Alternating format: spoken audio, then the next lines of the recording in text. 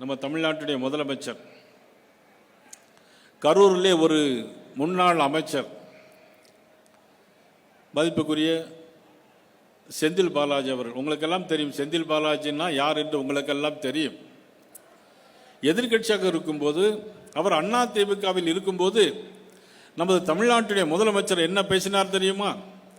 அவர் பேசினார், ஒரு கேடுகட்ட, நான் சொல்லவில்லை, முதலமைச்சர் ஸ்டாலின் சொன்னது, ஒரு கேடுகட்ட அமைச்சர் கரூரிலே இருக்கிறார், அவர் மீது வழக்கு இருக்கிறது, அவரை வைத்துக்கொண்டு ஆட்சி செய்கிறார்கள் என்று சொன்னது இன்றைய தமிழ்நாட்டுடைய முதலமைச்சர். ஆனால் இன்றைக்கு அதே முதலமைச்சர் கரூரில் வந்து பேசுகிறார், கோடு போட்டா ரோடு போடும் பாலாஜி என்று சொல்லி அவர் இன்னைக்கு பெரிதாக பேசுகிறார். அமைச்சர் பதவி இல்லை, ஆனால் டாஸ்மாக் எல்லாம் வசூல் பண்ணக்கூடிய அமைச்சராக செந்தில் பாலாஜி இன்னைக்கு இருந்து கொண்டிருக்கிறார். அவரை பார்த்து முதலமைச்சர் சொல்லுகிறார், கோடு போட்டால் ரோடு போடுவார் சொன்னார்.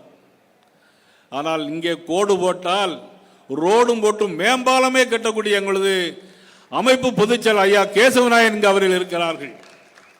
பாலுடைய விலை 6% இன்னைக்கு வரி கிடையாது, 0% வரியாக குறைத்திருக்கிறார்கள். சுகர் பாயில்டு கன்ஃபெக்ஷனரி 21% 5% குறைத்திருக்கிறார்கள். இதையெல்லாம் 100 ரூபாய்க்கு 21% என்று போனால் 21 ரூபா, அப்போ 5 ரூபா தான் குறைச்சிருக்காங்க. 5 ரூபா குறைச்சிருக்காங்கன்னா பார்த்துக்கிட்டணும். ஆல் டயக்னோஸ்டிக் கிஸ் 16% 5% குறைத்திருக்கிறார்கள். ஏர் கண்டிஷன், ஆனால் இன்னைக்கு எல்லாரும் ஏர் கண்டிஷன் இல்லாமல் யாருமே இல்லை. சாதாரண வீடாக இருந்தாலும் சரி, எல்லாரும் சம்சாரம் இல்லாமல் இருந்துக்கிடலாம், மின்சாரம் இல்லாமல் இருக்க முடியாது. ஆனால் இப்போ ஏர் கண்டிஷன் இல்லாமல் யாரும் இருக்க முடியாத அளவிற்கு இருக்கு. அந்த ஏர் கண்டிஷன் 100க்கு 31 ரூபா வரி போட்டிருந்ததை இன்னைக்கு 18 ரூபாயாக குறைச்சிருக்கிறாங்க, 18% குறைச்சிருக்கிறாங்க.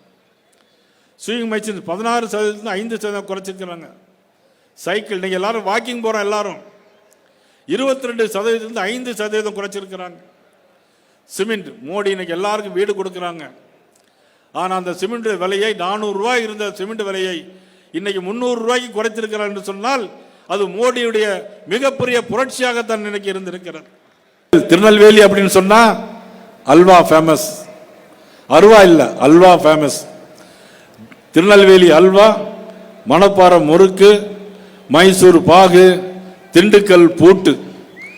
ஆனால் திண்டுக்கல்ல பூட்டு போடுறன்னு சொன்னா 2026 தேர்தலில் இந்த ஆட்சிக்கு நாம் ஒவ்வொருவரும் போட வேண்டும் பூட்டு என்பதை இந்த நேரத்தில் நாம் உங்கள் அனைவருடைய சார்பாக கேட்டுக்கொண்டு, இவ்வளவு நேரம் பொருட்படுத்தாமல் இவ்வளவு நேரம் வந்து இந்த பூத் கமிட்டி மாநாட்டை சிறப்பான முறையில் ஏற்பாடு செய்த உங்கள் அனைவருக்கும் கோடான கோடி நன்றிகளை தெரிவித்துக் கொண்டு, இன்றிலிருந்து நாம் அனைவரும் தேசிய ஜனநாயக கூட்டணி வெற்றி பெறுவதற்கு அனைவரும் ஒருமித்து பாடுபட வேண்டும்.